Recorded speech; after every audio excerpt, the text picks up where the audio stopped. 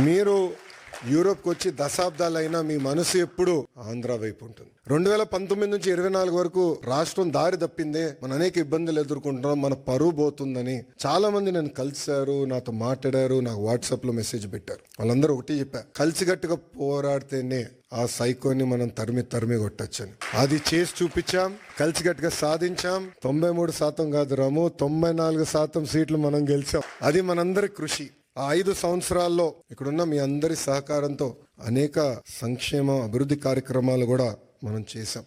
అమరావతి ఉద్యమం కానివ్వండి, దాని తర్వాత ఇప్పుడు చూపించినట్లు యుక్రెయిన్లో తెలుగులు ఇరుక్కుంటే వాళ్ళని తిరిగి భారతదేశానికి తీసుకొచ్చి బాధ్యత తీసుకున్నాం. అంతేకాకుండా మన రాష్ట్రంలో ఉన్న తెలుగులకి ఎడ్యుకేషన్లో కానివ్వండి, హెల్త్ కేర్లో కానివ్వండి ఉద్యోగాలు ఉన్నాయి, మీరు ట్రైన్ చేయండి అని చెప్పి పార్టీ ఆఫీస్లో ఎంపవర్మెంట్ సెంటర్ ఏర్పాటు చేసి కార్యకర్తలు వాళ్ళ పిల్లలకి ట్రైనింగ్ ఇచ్చి ఇతర దేశాలు కూడా పంపించిన వ్యక్తులు మీరు.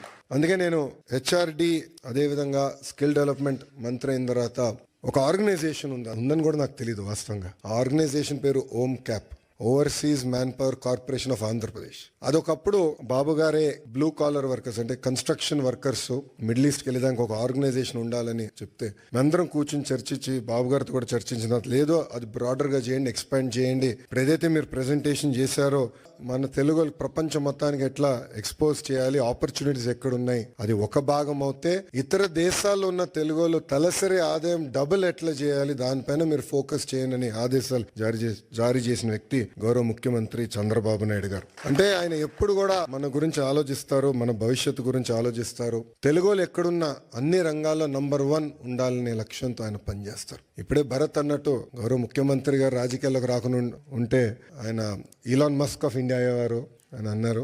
చంద్రబాబు నాయుడు గారితో పనిచేస్తాం తేలికని పని కాదు. మేమందరం నవ్వుకుంటాం, అంటే ఆఫీసర్స్ మేము రాజకీయ నాయకులు అందరూ కూర్చొని మాట్లాడుతుంటే సూర్యుడి దగ్గర నుంచి ఆప్టిమల్ డిస్టెన్స్ లో ఉండాలి. సూర్యుడి దగ్గరికి వెళ్తే మాడి మస్ అయిపోతాం, సూర్యుడి దగ్గర దూరంగా ఉంటే చల్లగా ఉంటుంది.